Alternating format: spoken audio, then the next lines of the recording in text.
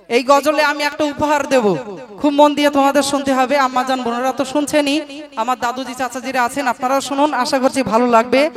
দেখুন, এই দুনিয়ায় আল্লাহর অনেক মাহবুব বান্দা বান্দি এসেছেন, আল্লাহর ওলিরা এসেছেন। বিশেষ করে আমাদের বসিরহাটের জমিনকে ধন্য করে শুয়ে আছেন আল্লামা রুহুল আমিন রহমাতুল্লাহ আলাই। হাড়োয়ার জমিনকে ধন্য করে শুয়ে আছেন পীর গোরাচাঁদ হুজুর, তাই তো? ফুরফুরা শরীফকে ধন্য করে শুয়ে আছেন আমিরুল শরিয়াত কুতুবুল আলাম আল্লাহ হযরত দাদা হুজুর পীর কেবলা রহমাতুল্লাহ আলাই আছেন। তবে পীরেদের মধ্যে যিনি শ্রেষ্ঠ পীর ছিলেন তিনি কে একটু বলুন? আব্দুল কাদের জিলানী রহমাতুল্লাহ আলাই, তাই তো? যিনি বাগদাদের জমিনে শুয়ে আছেন। তো সেই বড় পীর সাহেব কিভাবে হলো, তার আব্বাজান আম্মাজান কেমন ছিল, কেমন পিতামাতার সন্তান আমাদের বড় পীর, এই ঘটনা আমি আপনাদেরকে শোনাচ্ছি, মন দিয়ে শুনতে হবে। বড় পীর সাহেবের আব্বাজানের নাম ছিল হযরতে আবু মুসা জঙ্গি রহমাতুল্লাহ আলাই। কি নাম ছিল? আবু মুসা জঙ্গি রহমাতুল্লাহ আলাই। একদিন নদীর হাত পার সাইড দিয়ে হেঁটে হেঁটে যাচ্ছেন, অনেক দূর যাওয়ার পরে অত্যন্ত ক্ষুধা লাগলো, ভাবছেন কিছু আহার হলে আমার ক্ষুধা নিবারণ করতাম। দেখলেন একটি আপেল ফল, সেই ফলটি পেয়ে আল্লাহ শুকরিয়া আদায় করে তিনি খেয়ে ফেললেন। খাবার পরেই তিনি ভাবছেন, তাই তো এই ফলটি নিশ্চয়ই কোনো বাগানের মালিকের গাছের ফল, আমি তার বিনা হুকুমে খেলাম। আল্লাহ পাক যদি কিয়ামতের দিন বলে, এই আবু মুসা, একটি বাগানের মালিকের গাছের ফল তার বিনা হুকুমে খেয়েছিলে, সেই দিন আমি আল্লাহর কাছে কিভাবে মুখ দেখাবো? তাই নদীর উল্টো সাইড দিয়ে হেঁটে হেঁটে যাচ্ছেন, কোথায় সেই আপেল বাগান, যাবেন, টাকা দেবেন, ক্ষমা চেয়ে আসবেন। কি ঘটনা ঘটেছিল শুনুন। রমজান মাসের প্রথম তারিখ, গোসে সামদানি ভূমিষ্ঠ সালামে আব্দুল কাদের জিলানী। রমজান মাসের প্রথম তারিখ, গোসে সামদানি ভূমিষ্ঠ সালামে আব্দুল কাদের জিলানী। নদীর ধারের রাস্তা দিয়ে আবু মুসা জঙ্গি যাইতেছিলেন, কোথাও যেন পাইল খুদা খুবি। এমন সময় দেখেন তিনি যাচ্ছে ভেসে একটি ফল, ক্ষুধার জ্বালাই খাইল সেটি, পরক্ষণে হয় খেয়াল কোন মালিকে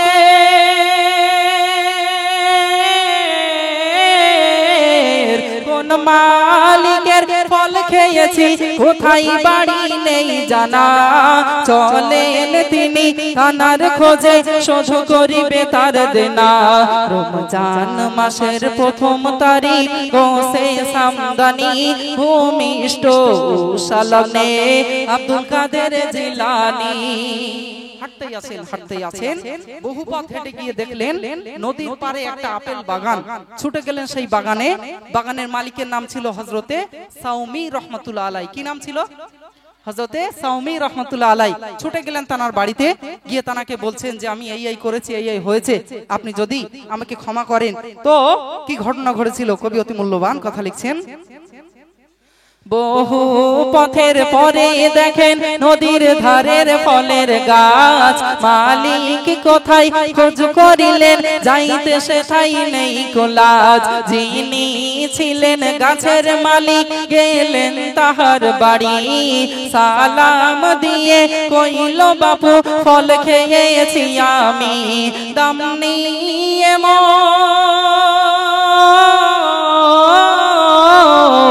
দাম নিয়ে মোর মাফ করে দাও, ভুল করেছি আমি, ক্ষুধার জ্বালাই না ভাবিয়া ফলটি খেয়ে ফেলি।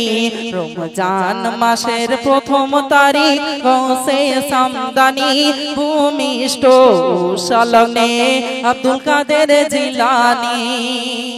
বলছেন আমি নদীর সাইড দিয়ে হেঁটে হেঁটে যাচ্ছিলাম, অত্যন্ত ক্ষুধা পেয়েছিল, দেখলাম একটি আপেল ফল, ফলটি আল্লাহ শুকরিয়া আদায় করে খেয়ে ফেলেছি। আমি ভাবছি কিয়ামতের ময়দানে কিভাবে আল্লাহর কাছে মুখ দেখাবো, তাই এত পথ ছুটে ছুটে এসেছি, যদি আপনি আমাকে মাফ করেন, কিছু অর্থ আপনি নিয়ে নেন।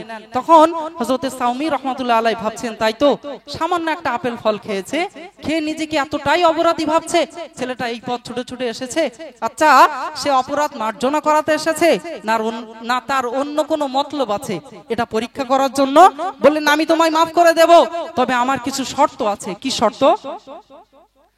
কইল মালিক মাফ করিব, শর্ত আমার আছে, বিয়ে যদি করো বাবা আমার মেয়ের সাথে, তবে অন্ধ খোড়া বোবা আমার অতি আদরের মেয়ে, মাফ করিব তোমার দেনা মেয়ের বিয়ে দিয়ে। রাজি হলে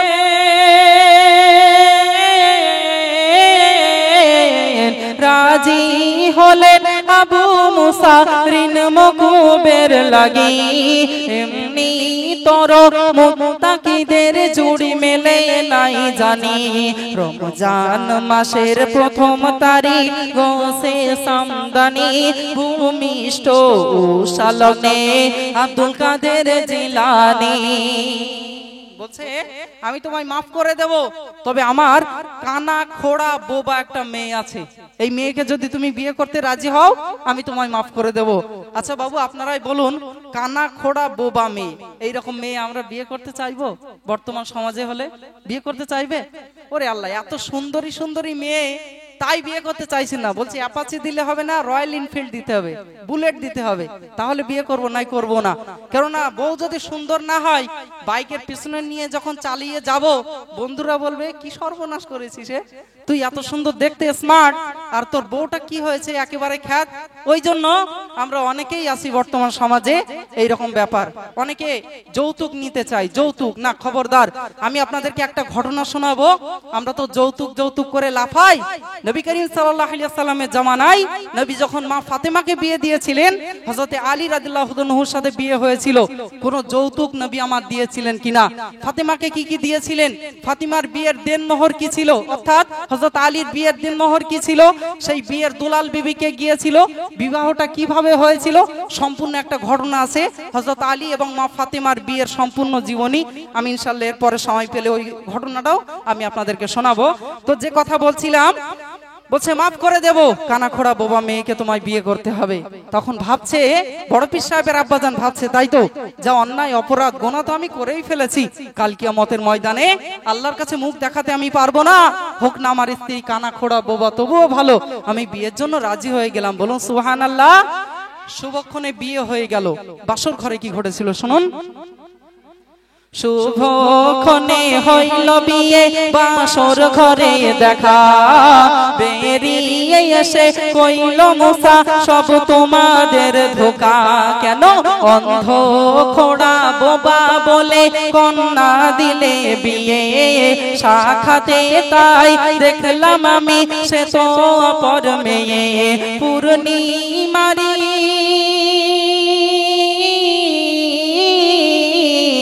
পূর্ণিমারি চন্দ্র সম বিকুত দেহেরি মানুষ, কানা খোড়া বোবা না তো সে যে হুরের সে রাহুর। বলুন সুবহানাল্লাহ। বাসর ঘরতে বেরিয়ে এসে বলছেন আপনি আমাকে ধোঁকা দিয়েছেন। কেন? আপনি বললেন আমার স্ত্রী কানা খোড়া বোবা হবে, কিন্তু বাসর ঘরে যে মেয়েটাকে দেখতে পাচ্ছি সে কানা না, খোড়া না, বোবা না, পূর্ণিমা চাঁদের মতো চেহারা, এই মেয়ে আমার স্ত্রী হতে পারে না, তাকে বাসর ঘর থেকে বেরিয়ে যেতে বলুন, আমার স্ত্রীকে বাসর ঘরে প্রবেশ করতে বলুন। তখন তানার শ্বশুর মশাই হযরতে সাউমি রাহমাতুল্লাহ আলাইহি বললেন যে আমি অবাক হয়ে গিয়েছিলাম, সামান্য একটা আপেল ফল খেয়ে নিজেকে এতটা অপরাধী ভেবে এই পথ ছুটে ছুটে এসেছিলে, তখন আমি ভেবেছিলাম তুমি অপরাধ মার্জনা করাতে এসেছো না তোমার অন্য কোনো মতলব আছে, এটা পরীক্ষা করার জন্য আমি উদ্ধৃতি দিয়ে বলেছিলাম আমার মেয়ে কানা খোড়া বোবা। কেন? আমার মেয়ে এত পর্দা নশিনা ছিল, এত পরেশগারিতার ভেতরে ছিল, তার কণ্ঠ কোনোদিন কেউ শোনেনি, তার পা দিয়ে হেঁটে হেঁটে বাইরে বেগানা ভাবে ঘুরে ঘুরে বেড়ায়নি, ওই জন্য অনেকেই জানে আমার সন্তানটা কানা খোড়া বোবা, সেই হিসেবে আমি বলেছি। তো তুমি, আমি এটা ভেবেছিলাম পরীক্ষায় যদি তুমি পাশ করতে পারো, আমার যে ওই মেয়েটি আছে এত রূপ সৌন্দর্য, এত সুন্দর যে মেয়ে, যে মেয়ে 18 পারার হাফেজা মেয়ে, সেই মেয়েকে আমি তোমার হাতে তুলে দেব। তুমি পরীক্ষায় পাশ করেছিলে, আর যে মেয়েটাকে বাসর ঘরে দেখছো ওই মেয়ে আর অন্য কেউ নয়, ওটাই হলো তোমার স্ত্রী। বলুন সুবহানাল্লাহ। শেষ সন্ধ্যে তিনি কি বলেছিলেন শুনুন। দেখেছি বাবা সত্যিকারের তাকওয়া আছে তোমার, আমায় তুমি ভুল বুঝো না, মাফ করে দাও আমার। 18 পারার হাফেজা আছে তোমায় দেয়া কন্যাটি, যত্নে রেখো বাবা তুমি এইটুকু মোর দাবি। ওই মায়ের গর্ভে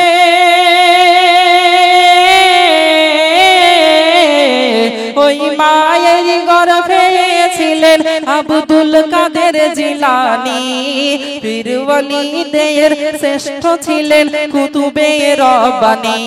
রমজান মাসের প্রথম তারিখ গৌসে সামদানি, ভূমিষ্ঠ সালনে আব্দুল কাদের জিলানী। নারে তাকবীর, আরো জোরে নারে তাকবীর। তাহলে দেখুন, মা যেমন সন্তান তার তেমন, সেই পিতা মাতার সন্তান হলো আমাদের বড় পীর সাহেব। অমনি আর তিনি পীরেদের মধ্যে শ্রেষ্ঠ নন, তার আব্বাজান আম্মাজান যদি এই মাপের মানুষ হয়, তাহলে বড় পীর সাহেব তো সেই মাপেরই মানুষ, আপনারা বুঝতে পারছেন। কিন্তু আমরা অনেকেই আছি ছোটবেলা থেকে সন্তানদেরকে সুশিক্ষায় শিক্ষিত করি না। ছোটবেলা থেকে বাচ্চারা এরা হলো কাদার দলা, তাই তো নাকি? বাচ্চারা হলো কাদার দলা, তাদেরকে যেমন ভাবে আপনি গড়বেন বড় হলে তারা তেমনই হবে। আর আপনারা যদি ছোটবেলা থেকে না গড়েন, সে যদি সেই কাদাটা থেকে যদি ইট হয়ে যায়, বড় বয়সে আপনি যতই সেটা গড়ে অন্যরকম করতে চান, সেই ইট কোনোদিন আর কাদার মতো অন্য রূপ ধারণ করবে না। করবে বাবু? করবে না। অনেক জায়গায় দেখা যায় শুধু কাঁদে, ও আমার ছেলে আমার দেখে না, আমার বউ আমার একটুও দেখে না, আমার একটু ভাত দেয় না, আমার সাথে একটু ভালো ব্যবহার করে না, কি করে এই ছেলেকে বিয়ে দিলাম। বিয়ের আগে ছেলে আমার কত ভালো ছিল, বিয়ের আগে আমার কথা ছাড়া উঠতো না বসতো না, কি কাল নাগিনে একটা এনে দিলাম, সেখান থেকে একেবারে সব শেষ। আমাদের একটু খোঁজ খবর নেয় না। একবার ভাবতে হবে, আপনার সন্তানকে ছোটবেলায় যদি দ্বীন ইসলামের শিক্ষা দিতেন, তাহলে সে জানতো পিতামাতার সাথে কি ব্যবহার করতে হয়। কিন্তু আমি আপনি কি করেছি, ছোটবেলায় বাচ্চারা যদি কাঁদে, আমরা ফোনটা বের করে, খোকা দেখো এই সিরিয়াল দেখো, মা তুমি এই সিরিয়ালটা দেখো, এই গান দেখো, সিনেমা দেখো। তারা সারাদিন ওই সব দেখছে, তারা সারাদিন দেখে, তাদের ওই সারাদিন চিন্তা ভাবনা, পড়াশোনায় আর মন বসে না। কখন একটু ফোন হাতে নেবে, ওয়াল্লাহ ভাত খাচ্ছে তাও ফোন, শুয়ে আছে তাও ফোন। বাচ্চারা অনেক আছে দুধ খাচ্ছে, আম্মাজানের দুগ্ধ পান করছে, তাও চোখ ফোনের দিকে। ফোন ওদের দেখতে হবে, হয় কার্টুন, নাই ফজা দিতে হবে, নাই গান সিনেমা দিতেই হবে। ছোটবেলা থেকে আমরা যদি ওটা মানে না করে কোরআন হাদিসের কথাগুলো তাদের শোনাই, কত ওয়াজ আছে, কত ইসলামিক গজল আছে, কত পবিত্র কোরআন শরীফ তেলাওয়াত আছে, সেগুলো যদি আমরা দেই, সেগুলো শিখবে, শুনবে, বুঝবে, সেই মতো তারা নিজের জীবন বাস্তবায়ন করবে। আস্তে আস্তে বড় হবে, তারা জানবে আব্বা মায়ের কি মানে কদর আছে, তারা কোনোদিন পিতামাতার সাথে অসৎ ব্যবহার করবে না। আমরা যারা এমন আছি, খবরদার, আসুন সন্তানকে সুশিক্ষায় শিক্ষিত করি। চলুন।